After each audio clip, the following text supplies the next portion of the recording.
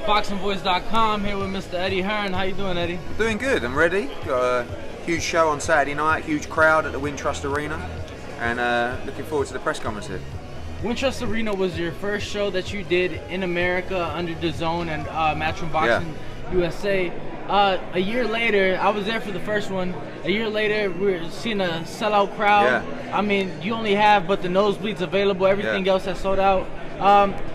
Walk us through the last year for Matchroom Boxing USA and for Dazn, and what's It's been eventful. I mean, I don't think we could have worked any harder. I couldn't have put any more hours into the day.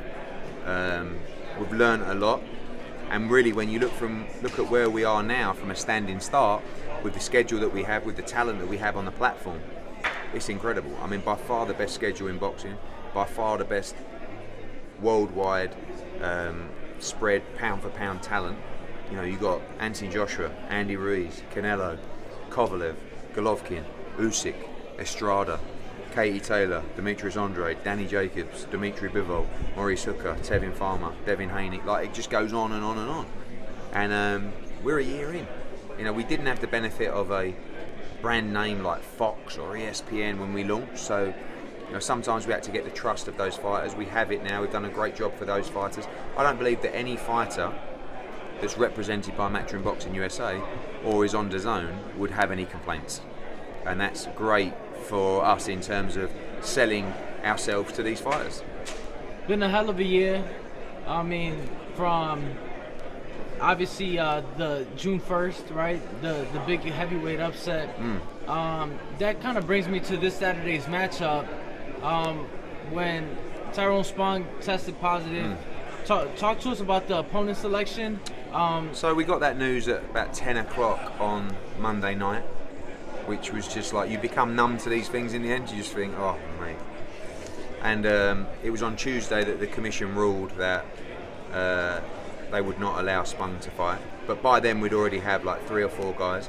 Chaz actually is a guy that was very close to landing fights with the likes of Dillian White and Gassiev and other people as well. We know he's been looking for a big fight. We know he's unbeaten for 6 years. Needed that fight to really challenge himself, and he was all in. You know, he was training for a fight. He fancied the fight. You know, Usyk is, although a genius, probably not renowned as a huge heavyweight and a huge puncher, and he believes he can beat him. So he stepped in, and it's a massive chance for him. You know, people keep talking about this being like Ruiz Joshua in the late replacement. You know, Ruiz fought for a world title, and he was top 15 guy taking on the number 1 heavyweight in the world. Usyk is not yet the number 1 heavyweight in the world, and Chaz hasn't achieved yet what Ruiz has achieved. But he is live, he is dangerous, he can punch, and he will be doing everything he can to try and win. Could you confirm any truth to Joey Daweko being offered the Yeah, matchup? he was offered the fight, yeah. What was the reason for him not landing? Just because the I fight? just felt style-wise it wasn't a great fight for Usyk. I mean, when you're moving up to heavyweight, and the whole thing is that you're an undersized cruiserweight going up to heavyweight, the last thing you want really is a guy who's 5'11". Do you know what I mean? And I know Joe, and he's a good fighter, and you know, I was a bit disappointed with his comments because his team was told, basically we got 3 fighters to sign contracts to be ready, and they were all told, just by you signing this contract, we haven't signed it, but I'm telling you, be ready. And he was one of them. When he didn't get the pick, he started saying that, you know, Matchroom did him dirty and all this. Actually, ask him if we did him dirty when Gassiev pulled out the fight on July 27th in Dallas, and I kept him on the card as the A side. So I was very disappointed with his comments. His team should know the truth, and I just felt that this was a better style matchup for a guy moving to the heavyweight division. Now, also on the matchup, you mentioned him, Dimitri Bivol. Yep. He will be defending his light heavyweight title. Just next week, Friday, we have a light heavyweight unification. Can you talk to us about where Bivol fits in that? Because a lot of people feel that maybe ESPN has the light heavyweight star power, or they have more of the belts, I guess, per se. Well, we have 2 each, don't we? We have ESPN have Beterbiev and Godzik, and Dazn have Kovalev and Bivol. So it's 2 apiece. I think the Kovalev fight for Bivol is a great fight, win or lose for Kovalev against Canelo. But also he's more than willing to take the winner of Godzik against Beterbiev. You know, that fight can happen on ESPN, it can happen on Dazn, we don't mind. And You know, Bivol is, I feel like, the top 175-pound fighter in the world right now, but he does need those standout wins. And I expect a tough fight for him against Castillo. You know, he put Marcus Brown down, gave him a great fight as well. He's a former Olympian, he's got good pedigree, and I think it's going to be an exciting fight. Now, another exciting fight on the card, I think, might steal the show. Jessica McCaskill Absolutely, against, yeah, it's going to be a great fight. It was here where Jessica won the title against Farias. Talk to us about that matchup. It is a rematch. Jessica's known to come and just go all out. Yeah, well, that was one of the fights of the year last year. And really, if you look at Farias, like, I don't know if you saw her yesterday at the workout, she was like pumped. Right. She was on the apron staring McCaskill down. She lost her belts here, you know, so obviously she's had a whole year of thoughts of trying to get those belts back. I think this is going to be the toughest fight of Jessica's career so far, but I do think she's improving. You'll have the whole Wintrust Arena going nuts for her on Saturday night, nuts. And but I really believe it's going to be a very tough fight. Talk to us.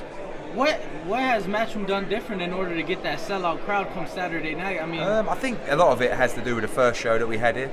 I remember we had about 5,500, 6,000 for that first show, and I remember thinking everyone's really enjoyed that show. Like when we come back to Chicago, they'll be back.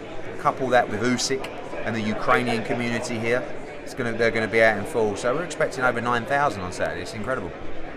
Now, I know obviously we're here for the USYK card, but kind of wanted to get your thoughts. The boxing community in devastation this morning when the ERROL SPENCE news broke, tragic car accident. Have you had a chance to see the footage, and what are your thoughts? I saw the accident just then. Someone showed me. I mean, it looks horrendous. And again, like, I'm just hearing whispers like everybody else, but it looks like the fact that he wasn't wearing a belt might have saved his life, because if he had a convertible, and if he's got his seatbelt on it in that situation with those flips, like, I don't think that ends well. So it looks like he's been ejected from the car either before or during one of those flips. Right. And again, I'm only telling you what I'm hearing here at this press conference, that it looks like it's not as bad as it car looks. Yeah, basically, yeah. So obviously our prayers are with him and his family, and we hope that he makes a speedy recovery. Absolutely. Now, he just got done with maybe fight of the year, definitely one of the fights of the year candidates against Sean Porter. What were your thoughts on that unification? Yeah, it was a great fight. I mean, you had 2 fights of the year consecutively with Porter against Spence and then Gennady Golovkin against Derevyanchenko. So it's great for boxing. You know, anytime we get a fight of that quality, it's great. And I felt like he won the fight. And again, everyone hopes that, you know, he can find his way back into the ring and he recovers as soon as possible. Now, we have Matchrooms came to Las Vegas, you know, in working with Golden Boy and the Danny Jacobs Canelo fight. When do you guys plan to put on your own show? I'm hearing maybe Danny Jacobs in December. Could that possibly? Yeah. We're in negotiations with Chavez about doing a fight there. Also, maybe Gabriel Rosado and some other big fights as well. So we love Vegas. You know, we'll be back there as soon as we can. Now, last but not least, you just announced the opponent for Billy Joe Saunders. When will we get an opponent announcement for Devin Haney on the November 9th? It'll be early next week. We're just working that out now, and his next fight will be announced next week. Hector Tanahari, we offered him the fight, they turned the fight down. Okay. So it won't be Tanahara, but that would have been a good fight, maybe one for the future.